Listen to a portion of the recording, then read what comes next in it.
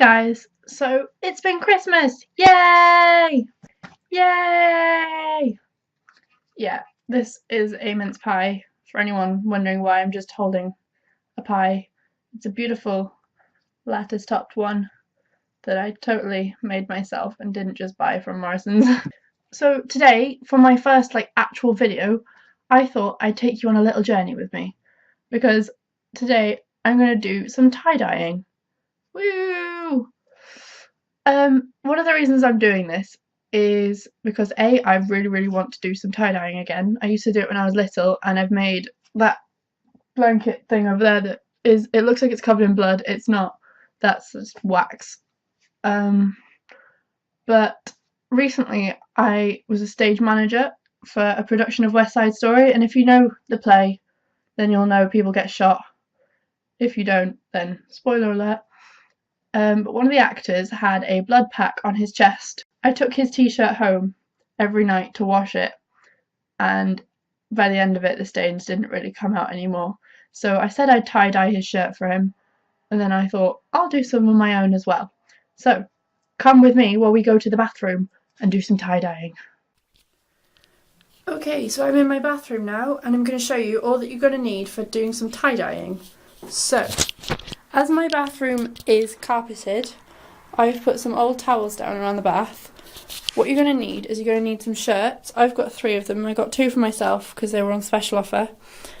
And then I got the one that was the cast members. You're going to want some natural fabrics like cotton and stuff like that, because the dye isn't going to work as well on synthetic fabrics. After that, you're going to want your dye. I went to Wilkinson's yesterday and got some Dylon. I got it in 2 colours. We've got jeans blue and burlesque red. I always think the names of these are really funny. You're going to need some rubber gloves. Loads of people forget about rubber gloves when they do tie-dyeing and then wonder why they've got really colourful hands afterwards. So I made sure I got some of mine. 250 grams of salt, that's what it says on the back of the Dylon packet. So make sure you've got that, as I think that acts as a fixer for the dye. And then loads and loads of elastic bands in all different sizes and strengths. You know what I mean by strengths, so you get thick ones and then you get little thin ones. So, what we're going to do first. What I'm going to do first is I'm going to start with the burlesque red, which seems like a very pretty colour. I don't know if that's visible or anything. And it says to dissolve it in 500 millilitres of warm water. So, here we go. That looks like a little explosion of colour down in the bottom of my bucket. Oh, that looks like in the Pensieve when all the thoughts came out in Harry Potter. One thing you'll note when you watch my vlogs is that I'm quite a bit of a nerd. I'll put that in the bin. There's my toilet for anyone interested. It's got loads of frogs on it. Oh, I've got dye up my nose. Right, now I'm going to put on a glove and just mix it around a bit. So, mixy.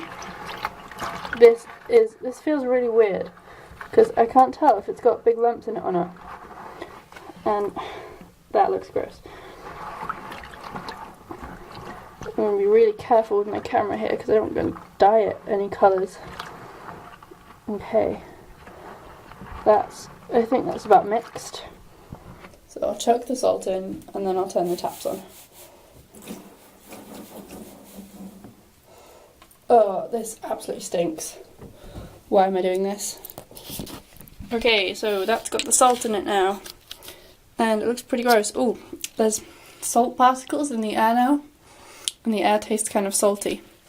I don't know how to get this full of warm water. I'll just chuck it under the hot tap.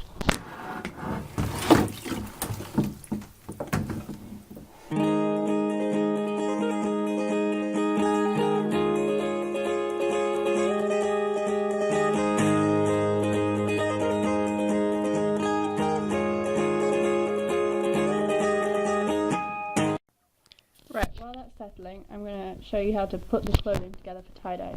What I've done so far is I've just sort of made a little... It's really weird, it's kind of like a little... I know what you're thinking, I'm not going to say it. One of those shapes. And then you just stick an elastic band around it. And I'll put the camera there so you can see kind of what my hands are doing. But I'm just going to tie that around So it's quite tight. It's going to leave a white mark on the shirt where the rest of it's going to be purple. And I'm going to do it again just so it's really, really tight. Like that. And then I'm going to get more elastics and just go up the little piece of material there. All the while making sure it's really tight, just so as that I don't get any dye on those bits. This is going to take a while.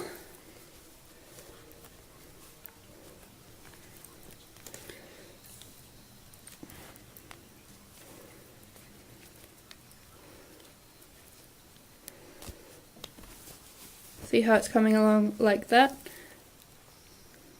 Ooh, get some more elastic bands.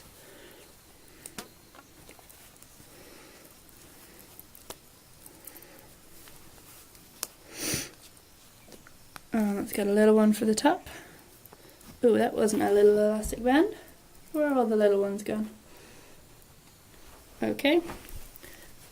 Here's the last one. Now, for the rest of it, I think you can just sort of kind of go crazy. The only thing I would say is be careful on the chest of the shirt not to do 2 circles, because I know someone who did that and it kind of looked like she'd made boob circles on her shirt and it looked a bit weird.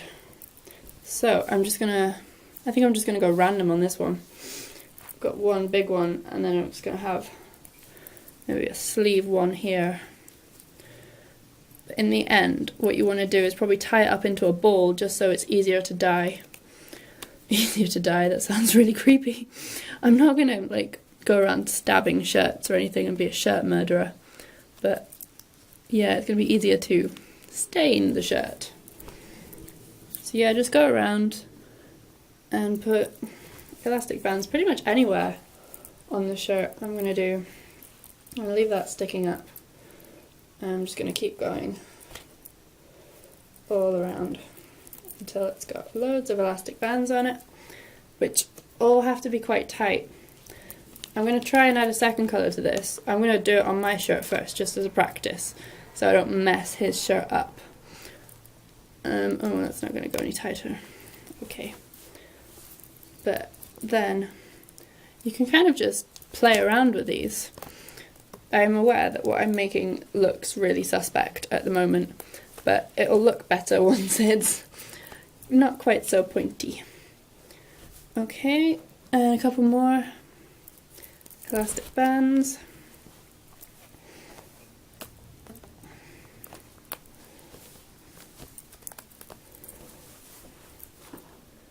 And last one.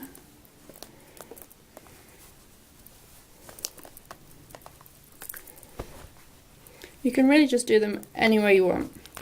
Okay, that's one shirt done. I'm just going to join it together, just so it's a little bit smaller and a bit easier to work with, because in a minute you're going to dunk this in the dye and it's going to be pretty difficult to do. Right, I'll do the other 2 shirts and then I'll show you how to dye them. Yay! Okay, so I've dumped them in the bucket and they have to be wet before you put them in, so always remember to do that. They're starting to look a bit purpley. It said it was red, but I guess it's going to be a dark red. I'm going to leave them in there for a bit and come and squish them every now and then. So I don't know what you're supposed to do in the meantime. I think I'm going to go and have a face mask. So the face mask I'm using here is a Superdrug. I think it was a Super Fruits one. It smelled like blueberry and it's all exfoliating and lovely. The only thing I would say about this one is it made my skin feel quite hard, which I didn't like, but all the other Superdrug ones I absolutely love. Okay, so what I've done since you last saw me, I let them soak in the dye for probably just over an hour, and then I took them out. I've rinsed them with cold water until it nearly runs clean. So you can see they're dyed pretty well. They're still quite wet and a different colour. And what I'm going to do now is I'm going to mix up some of the blue dye and I'm going to dip dye bits of them. Okay? Right, so I'm going to make the blue dye up the same way that I made up the red dye. So I've got some warm water in this bucket. I'm just going to pour in. I'm not going to use all of the blue dye because I'm only going to use it to dip dye bits. So I'm just going to sprinkle probably about half of it on. A bit more. And you can see what a lovely blue colour it's gone. And also, if you're really interested, it has gone blue over bits of my hands too. Next I'm going to add the salt again. I did check, I think this does act as a fixer. So that's the salt in. And next I'm just going to give it a bit of a mix with my hand. Now this dye is going to be a bit more concentrated because I think I'm not going to add that much more water to it. I might add a little bit more, but I'm not going to overfill it because I want this to be really strong. So I'll add probably not a lot is the answer amount of water.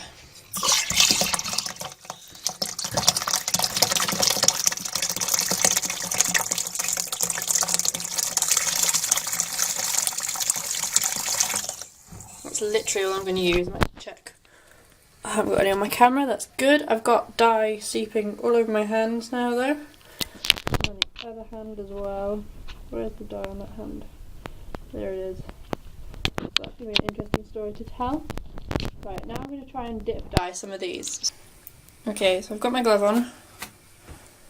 And I might give my hand a little wash just so that, because I don't want to get blue dye in random places. I'm just going to dip dye this. So this is going to be a bit of an interesting mix. I will show you what I've done when I've started to. Okay, so I don't know if you can see, but I've pegged them. They're still all tied up like this. And I've just pegged them so that a bit of them is sitting inside the dye. And the reason I've done this is because I only want to dip dye them. I don't want to like fully blue them out. So I've dip dyed all three of them at various different stages. And I've pegged them on. I have to do a bit of a redneck fix with this one, but that's working fine now. And my hands are getting ever more dye all over them. So I'm not sure what I'm going to do, but I'm going to leave that there for probably about another hour, and then I'll come and rinse them off. Okay, so what I've done since the last bit was I left the t-shirt soaking in the blue dye for quite a long time actually, and then I took them out, rinsed them so that the water was nearly clear, and then I've spent a long time taking all the elastic bands off them. This is the boys' shirt that I did. You see it's got a nice design in the centre. It's got a bit on the back as well. That's that. It goes nicely. This is one of my shirts I did. I did sort of just really messing around. It's got a dip dye at the bottom. And if I move it for a second. Oh no, it's falling off. See, I've got a dip dye down here as well. It's still wet. I'm going to leave it to dry and then put it through a wash. And then this shirt is what I'm really proud of. I have to get in the bath to do this. It's got a full circle design on it, but it's got different colours bleeding out. I haven't looked at the back, I don't think. But I think the back is just a regular tie-dye. Yeah, you can see the back is just bled out colours. I'll take some photos of them when they're dry and add them to the end of this video. Okay, so it's now the next day. I decided to let them dry overnight and I'll show you the results. This is one of mine. You can see it's got a lovely spiral pattern with blue bits in the middle, and then the back is like that. This one's also one of mine. It's all stripy. I'm going to try and, I'll probably wear this and then take a picture of it just because I'm not quite sure what it's going to look like. And the back, you can see it's got a dip dye at the bottom. The bottom bit's blue and the top bit's purple. And this one is the cast members shirt. I tried to make it a bit more manly, if you can make tie-dye a bit more manly. And then the back bit, I'll show you it going upwards. It looks normal, it looks normal, it looks normal. Oh, it's got an amazing pattern at the bottom. Okay, so this has been my first video.